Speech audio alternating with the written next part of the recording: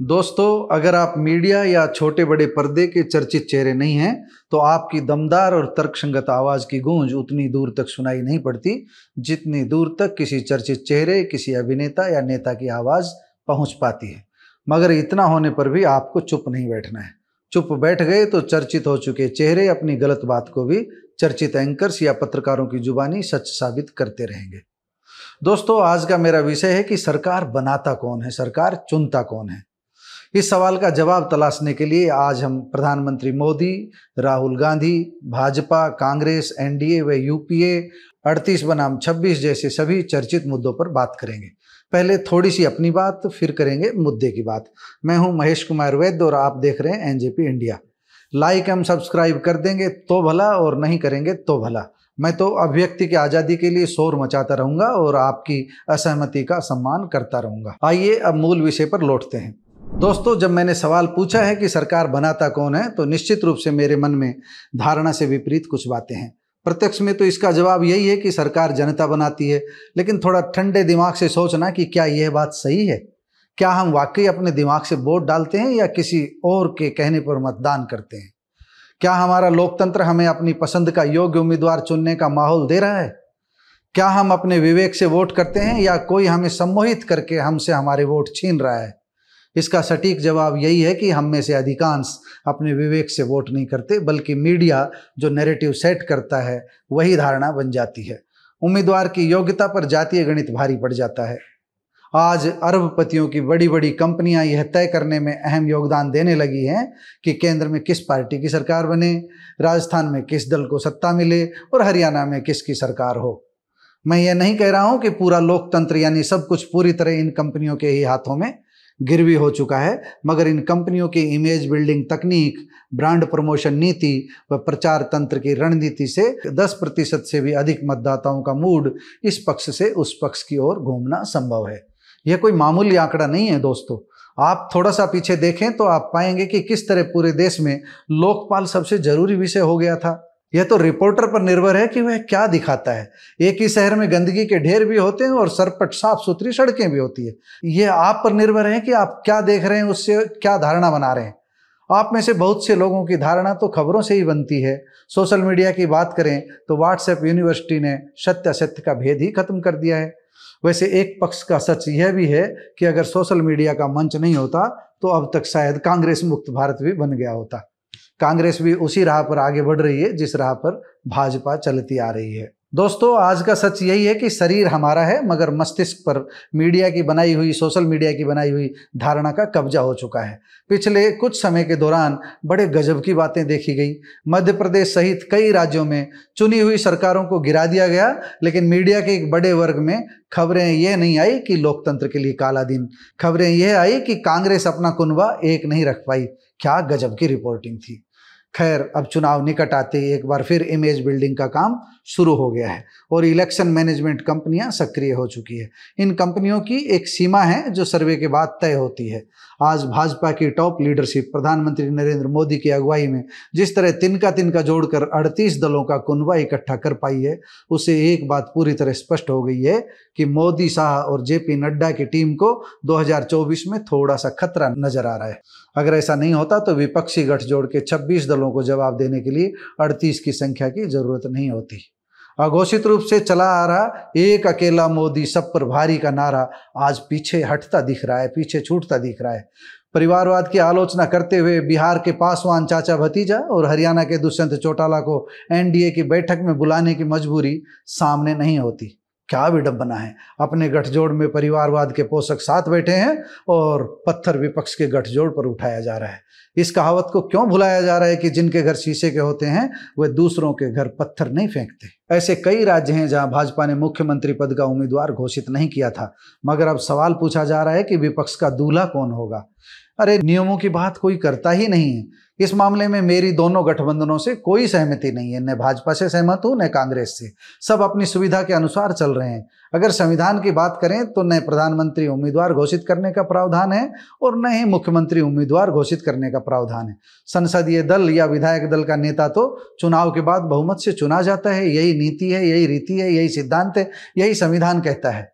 मैंने शुरुआत में जो चर्चित नेताओं की बात कही थी उसके पीछे कारण था। मैंने अपनी आंखों से यह देखा है कि किस तरह रेल मंत्री बनते ही लालू प्रसाद यादव मैनेजमेंट गुरु बन गए और IIM जैसे संस्थान में मैनेजमेंट के गुर सिखाने पहुंच गए। किस तरह मोदी PM बनकर बच्चों को परीक्षा की तैयारी का पाठ पढ़ाने लग गए। इस उदाहरण के पीछे मेरा यह कहना नहीं है कि मोदी और लालू को ऐसा नहीं करना चाहिए था या उन्हें इसका ज्ञान नहीं था, बल्कि मेरा कहने का आशय सिर्फ इतना है कि प्रसिद्धि पा चुका व्यक्ति जो भी बोलता है उसका प्रभाव होता है। हो सकता है आज मेरी बातें ध्यान से नहीं सुनी जा रही हो, लेकिन एक समय आएगा जब मेरा एक एक शब्द कीमती होगा। आज कांग्रेस सहित 26 दलों का जो गठबंधन होने जा रहा है उसमें कई ऐसे चेहरे होंगे जिन पर भ्रष्टाचार के आरोप होंगे, मगर दूसरा गठबंधन दूध का धुला नहीं है। मुझे नहीं पता कि यह गठबंधन कांग्रेस की भूल है या मजबूरी या अपनी राह से मोदी रूपी कांटा निकालने के लिए एक कदम पीछे खींचने की रणनीति, मगर मेरा व्यक्तिगत यह मानना है कि विपक्ष को सार्वजनिक मंच पर इस तरह की एकता दिखाने से बचना चाहिए था, जिससे मोदी को यह कहने का मौका मिले कि तमाम विपक्षी दल अकेले मोदी हटाओ का नारा लेकर आगे बढ़ रहे हैं।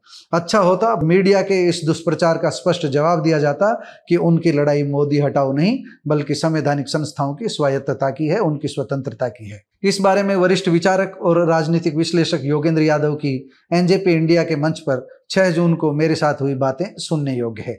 अपनी बात को आगे बढ़ाने से पहले मैं आपको योगेंद्र यादव की बातें सुनाना चाहता हूं, जरा गौर से सुनिएगा।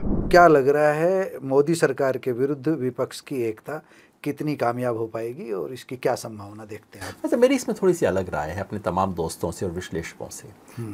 सारे विश्लेषक इस देश में मान के बैठे हुए हैं कि बीजेपी को हराने के लिए विपक्षी एकता की आवश्यकता है। मैं सबको कहता हूँ, अच्छा मेरे को समझाओ तो क्यों है आवश्यकता। पता नहीं क्यों लोग बैठ के सोचते नहीं इस बात के ऊपर। देखिए, 2 चीज़ें। पहली बात, इस देश की आप इलेक्टोरल ज्योग्राफी देखो। हर राज्य में कोई ना कोई एक पार्टी है जो बीजेपी का विरोध कर रही है, समर्थ रूप से कर रही है, और ज़्यादातर जगहों पे उसे किसी की समर्थन की आवश्यकता नहीं है। 3-4 राज्य हैं जहां विपक्ष छोटा है, बिखरा हुआ है और उसका बीजेपी से मुकाबला है। उन 3-4 राज्यों में विपक्ष का गठबंधन हो चुका है। बिहार, झारखंड, महाराष्ट्र, असम, सब जगह हो चुका है। तो कौन से विपक्ष के गठबंधन की आवश्यकता है, मुझे बताइए। तो राजस्थान में किसके गठबंधन की आवश्यकता? कांग्रेस भाजपा का। मध्य प्रदेश में, छत्तीसगढ़ में, गुजरात में, दिल्ली में किस गठबंधन की ज़रूरत है? बंगाल में क्या ममता बनर्जी को कांग्रेस से गठबंधन की ज़रूरत है बीजेपी का मुकाबला करने के लिए? नहीं है। तेलंगाना में, आंध्र प्रदेश में छत्रप मजबूत है, वहाँ क्षेत्रीय दल मजबूत। विपक्षी दलों के चुनाव पूर्व गठबंधन की कोई अनिवार्यता नहीं है। अनिवार्यता इसकी है कि जो जहां बीजेपी का मुकाबला कर रहा है वो डट के मुकाबला कर ले। राजस्थान में कांग्रेस खड़ी होकर मुकाबला करे, मध्य प्रदेश में जम के मुकाबला करे,